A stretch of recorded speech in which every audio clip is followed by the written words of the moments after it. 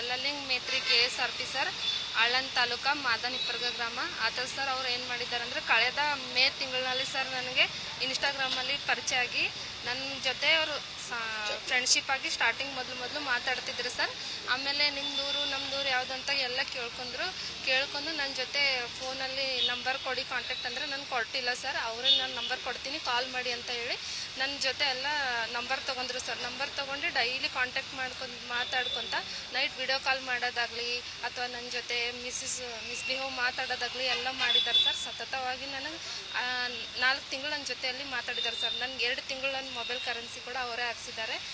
August 13ನೇ ತಾರೀಕು sir night ಏನಾಯ್ತು ಅಂತಂದರೆ, ಅವರು ಮಾತಾಡೋದು ನಮ್ಮ ಮನೇಲಿ ನಮ್ಮ ತಮ್ಮ ನೋಡಿ ಹೊಡೆದಿದ್ದಾರೆ. ನಾನು ಇವ್ರಿಗೆ ಫೋನ್ ಮಾಡಿದ್ದೀನಿ, ಯಲ್ಲಲಿಂಗ್ ಮೇತ್ರಿ ಅವರಿಗೆ ಫೋನ್ ಮಾಡಿದ್ರು. ಆತ ನನಗೇನಂದಿದ್ದಾರೆ ಸರ್, ನಾನು ಹೇಗಿದ್ರು ನಿನ್ನ ಮದುವೆ ಆಗೋಳ್ತಾನೆ, ನೀನು ಕಲಬುರ್ಗಿಗೆ ಬಂದುಬಿಡು, ಎಲ್ಲಿಗೂ ಹೋಗಬೇಡ ಅಂತೇಳಿ ನಮ್ಗೆ ಹೈದ್ರಾಬಾದಿಂದ ಕಲಬುರ್ಗಿಗೆ ಕರೆಸಿದ್ದಾರೆ ಸರ್. ಕರೆಸಿಬಿಟ್ಟು ಅದಕ್ಕಿಂತ ಮುಂಚೆ ನೈಟ್ 8 ಝೇರಾಬಾದಲ್ಲಿ 8 ನನ್ನ ಕಡೆಯಿಂದ ಆಧಾರ್ ಕಾರ್ಡ್ ವಾಟ್ಸಪ್ ಮಾಡ್ಕೊಂಡಿದ್ದಾರೆ. ಆಧಾರ್ ಕಾರ್ಡ್ ವಾಟ್ಸಪ್ ಸರ್, ಯಾತಕ್ಕೆ ಆಧಾರ್ ಕಾರ್ಡ್ ಯಾಕೆ ತೊಗೊತಿದ್ರ ಅಂತ ಕೇಳಿದ್ರೆ, ಇಲ್ಲ ನೀನು ಹಾಕು, ನಾನು ಹೇಳ್ತೀನಿ, ಇಲ್ಲೇ ನಮ್ಮ ಫ್ರೆಂಡ್ ಅಕ್ಕ ಇದ್ದಾರೆ, ಅವ್ರ ಮನೇಲಿ ಇಡ್ತೀನಿ, ಇಲ್ಲಾಂದ್ರೆ ನಿನಗೆ ನೈಟ್ PG ಮಾಡಿ ಇಡ್ತೀನಿ ಅಂತ ಹೇಳಿದ್ರು ಸರ್. ನಾನು ಹಾಕಿದೆ ರೀ. ಆಮೇಲೆ ಸುಮಾರು ಟೈಮು 10 ಗಂಟೆ ಆಗಿತ್ತು ಸರ್. 10 ಗಂಟೆಗೆ ನಾನು ಉಮ್ನಾಬಾದ್ ರಿಂಗ್ ರೋಡ್ ಉಳ್ಕೊಂಡೆ. ಅವರು ಬೈಕ್ ತೊಗೊಂಡು ಬಂದು ನನ್ನ ಬೈಕ್ ಮೇಲೆ ಕುಂಡ್ರಿಸ್ಕೊಂಡು ಸೀದಾ ಅಶೋಕ ಬಸ್ ಸ್ಟಾಪ್ ಹತ್ರ ಇರೋ ಅಶೋಕ ಲಾಡ್ಜಿಗೆ ಕರ್ಕೊಂಡು ಹೋದ್ರು ಸರ್. ಕರ್ಕೊಂಡು ಹೋಗಿ ಅಲ್ಲಿ ನನಗೆ ಯಾಕೆ ಇಲ್ಲಿ ಕರ್ಕೊಂಡು ಬಂದಿದ್ದೀರಾ ನೀವು ಅಂತ ಕೇಳಿದ್ರೆ, ನಾವು ನಾಳೆ ಬೆಳಗ್ಗೆ ಆಗೋಣ, ಇವಾಗ ಎಲ್ಲೂ ರೂಮ್ ಸಿಗಂಗಿಲ್ಲ, ನೀನು ಒಬ್ಬಳೇ ಒಂದು ದಿವಸ ಇಲ್ಲಿ ನೈಟ್ ಇಲ್ಲೇ ತಂಗೋಣ, ಬೆಳಗ್ಗೆ ಎದ್ದು ಮದುವೆ ಆಗೋಣ ಅಂತ ಹೇಳಿದ್ರು ಸರ್. ನಾನು ಇಲ್ಲಿ ನೀವು ಒಂದು ಕಂಡೀಷನ್ ಹೇಳಿದೆ ಸರ್, ನೀವು ಇಲ್ಲಿ ಇರಬಾರ್ದು, ನಾನು ಒಬ್ಬಳೇ ಇರ್ತೀನಿ ರೂಮಲ್ಲಿ, ನೀವು ಹೋಗಿ ಇರಬೇಡಿ ಅಂತಂದರೆ, ಇಲ್ಲ ನಾನು ಹೇಗೂ ಮದುವೆ ಆಗೋಳಲ್ಲ ಅಂತ ಹೇಳಿಬಿಟ್ಟು ನನ್ನ ಜೊತೆನೇ ಉಳ್ಕೊಂಡು ನನ್ನ ಜೊತೆ ದೈಹಿಕ ಸಂಪರ್ಕ ಬೆಳೆಸಿ ನನ್ನನ್ನು ಮಿಸ್ಯೂಸ್ ಬಳಸ್ಕೊಂಡು ಸರ್ ಬೆಳಿಗ್ಗೆ ನನ್ನ ಬಿಟ್ಟು ಹೋಗಿದ್ದಾರೆ ಸರ್.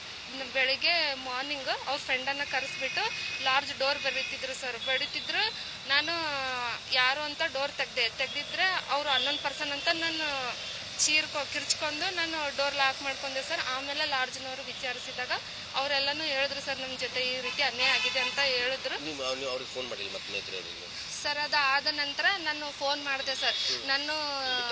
ನೀವು ಯಾಕೆ ಇಲ್ಲಿ ಇಟ್ಟಿದ್ದೀರಾ, ನನಗೆ ಇರಾಕ ಮದುವೆ ಮಾಡ್ಕೋತೀನಿ ಅಂತ ಹೇಳಿದ್ದೀರಾ, ಬನ್ನಿ ಕರ್ಕೊಂಡು ಹೋಗಿ ಅಂತ ನಾನು ಫೋನ್ ಮಾಡಿದೆ ಸರ್. ಫೋನ್ ಮಾಡಿದ್ರೆ ನನಗೆ ಡ್ಯೂಟಿ ಇದೆ, ಬಂದೋಬಸ್ತ್ ಡ್ಯೂಟಿ ಇದೆ, ನೀನು ಗುಲ್ಬರ್ಗ ತಿಮ್ಮಾಪುರಿ ಚೌಕ್ ಹತ್ರ ಗುಲ್ಬರ್ಗ ರೆಸಿಡೆನ್ಸಿಯಲ್ಲಿ ನೀನು ದುಡ್ಡು ಕೊಟ್ಟಿನಲ್ಲ, ನೀನು ಉಳ್ಕೋ, ಅಲ್ಲೇ 3 ದಿವಸ ಉಳಿ, ಅದ್ರ ನಂತರ ನಾನು ಕರ್ಕೊಂಡು ಹೋಗ್ತೀನಿ ಅಂತ ಹೇಳಿದ್ರು ಸರ್. ಅವರೇ ಇರಕ್ಕೆ ಹೇಳಿದ್ರು ಸರ್. ನಾನು 3 ದಿವಸ ಅಲ್ಲೇ ಉಳ್ಕೊಂಡಿನ್ರಿ ಒಬ್ಬಳೆ. ಅದಾದ ನಂತರ ಮಿಸ್ಯೂಸ್ ಆದ ನಂತರ ನನಗೆ ಹೆವಿ ರಕ್ತಸ್ರಾವ ಆಗೋಕ್ಕೆ ಶುರು ಆಯಿತು ಸರ್. ಆಮೇಲೆ ನಾವು ಫೋನ್ ಮಾಡಿದ್ವಿ, ಈ ರೀತಿ ಆಗ್ತಾಯಿದೆ ಬನ್ನಿ ಅಂತಂದರೆ, ಆಸ್ಪತ್ರೆ ತೋರಿಸ್ತೀನಿ ನಿನಗೆ, ನೀನು ಅಲ್ಲೇ ಇರು, ನಾನು ಬರ್ತೀನಿ ಅಂತ ಹೇಳಿ ಅವತ್ತು 14ನೇ ತಾರೀಕು ಸರ್ ಸಂಜೆ ನೈಟ್ ರೀ ಆತ ಬಂದರು ಸರ್. ಬೈಕ್ ತೊಗೊಂಡು ಬಂದು ನನ್ನ ರೆಸಿಡೆನ್ಸಿ ಕರ್ಕೊಂಡು ಹೋಗಿದ್ರು ಸರ್. ಪಂಜಾಬ್ ರೆಸ್ಟೋರೆಂಟ್ಸಲ್ಲಿ ಕರ್ಕೊಂಡು ಹೋಗಿ ಊಟ ಮಾಡಿಸ್ಕೊಂತಂದು ಮತ್ತೆ ಬಿಟ್ಬಿಟ್ಟು ಮತ್ತೆ ಹೋಗಿದ್ದಾರೆ. ಅದಾದ ನಂತರ ನೆಕ್ಸ್ಟ್ ಡೇ ದಿನ ನಾನು ಕಾಲ್ ಮಾಡಿದೆ ಸರ್ ಅವ್ರಿಗೆ. ಕಾಲ್ ಮಾಡಿದ್ರೆ ಎಲ್ಲಿದ್ದೀರಾ, ಬನ್ನಿ, ಮತ್ತೆ ಮದುವೆ ಆಗೋಣ ಅಂತಿದ್ದೀರಲ್ವ, ಮತ್ತೆ ಬನ್ನಿ ನನ್ನ ಕರ್ಕೊಂಡು ಹೋಗಿ ಅಂತಂದರೆ, ಇಲ್ಲ ಇನ್ನೂ ನನಗೆ ಡ್ಯೂಟಿ ಇದೆ, ಅಲ್ಲೇ ಕಂಟಿನ್ಯೂ ಮಾಡ ಅಂತೇಳಿ ನಾನು ಒಬ್ಬಳೇ ಬಿಟ್ಬಿಟ್ಟು ಹೋಗಿದ್ದಾರೆ ಸರ್. ಅದು ಆದ ನಂತರ ನಾನು ಯಾರಿಗೂ ವಿಷಯ ತಿಳಿಸಿರಲಿಲ್ಲ. ನನ್ನ ಪ್ರಾಬ್ಲಮ್ ತಾಳಕ್ಕಾಗಲೇ ನಮ್ಮ ಅಣ್ಣವರಿಗೆ ಕಾಲ್ ಮಾಡಿ ಹೇಳಿ ಸರ್. ಕಾಲ್ ಮಾಡಿ ಹೇಳಿದರೆ ಅವರು ಎಲ್ಲನೂ ತಿಳಿಸ್ಬಿಟ್ಟು ಸಮಾಜದ ಮುಖಂಡರಿಗೆ ಎಲ್ಲರಿಗೂ ತಿಳಿಸ್ಬಿಟ್ಟಿದ್ದಾರೆ ಸರ್. ಸತತವಾಗಿ 3 ಸರಿ ಬಂದು ಕರೆಸಿ ಮೀಟಿಂಗ್ ಮಾಡಿದ್ದಾರೆ ಸರ್ ಸಮಾಜದ ವತಿಯಿಂದ.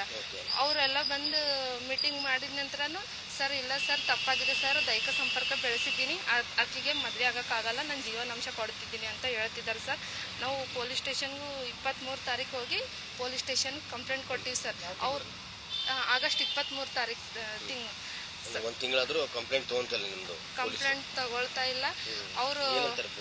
ಅವನು ಕಂಪ್ಲೇಂಟ್ ಕೊಡ್ತಾನೆ ಇದ್ದೀವಿ ಸರ್. ಹೋದಾಗ ಒಂದೊಂದ್ಸರಿ ಅರ್ಜಿ ತಗೊಳ್ಳೋದು, ನನ್ನ ನೈಟ್ ರಾತ್ರಿ 10 ಗಂಟೆವರೆಗೂ ಕೂಡ್ಸೋದು, ಇಲ್ಲಾಂತಂದ್ರೆ ನಾಳೆ ಬೆಳಗ್ಗೆ ಬನ್ನಿ ಅಂತ ಹೇಳೋದು. ಈಗ ಸತತವಾಗಿ 35 ದಿವಸ ಆಯ್ತು ಸರ್. ಒಟ್ಟನೆ ಅವರು ಏನೂ ರೆಸ್ಪಾನ್ಸು ಮಾಡ್ತಿಲ್ಲ. ನಾವು ಕಮಿಷನರ್ ಸರ್ ಕಡೆನೂ ಕೂಡ ಹೋಗಿದ್ದೀವಿ. ACP ಸರ್ FIR ಮಾಡಿ ಅಂತ ಹೇಳಿದ್ರು ಕೂಡ ಸರ್ಕಲ್ ರೆಸ್ಪಾನ್ಸ್ ಮಾಡ್ತಿಲ್ಲ ಸರ್.